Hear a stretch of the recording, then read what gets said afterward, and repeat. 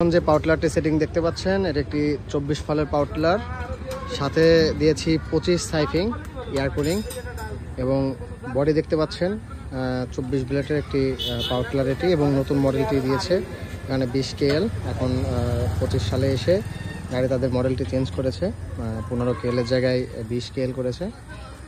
আর সাথে হুন্ডা ক্রয় করছেন একটি ডংফিন সিডারের ভিডিও আমি আলাদা পোস্ট করব আমাদের ফেসবুক পেজে, দেখে নেবেন। আমি ইঞ্জিনের মডেলটি দেখিয়ে দিচ্ছি। এখানে ইঞ্জিনের মডেল S1115N এবং এখানে সোল এজেন্ট রয়েছে, এবং এর আগেও দেখিয়েছি সাইফিং।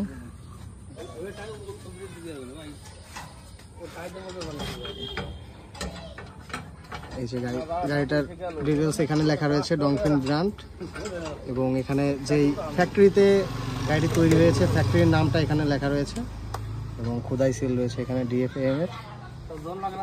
কাকা আপনাদের বাড়ি কোথায়? কোদমি। কোন ইউনিয়ন এটা?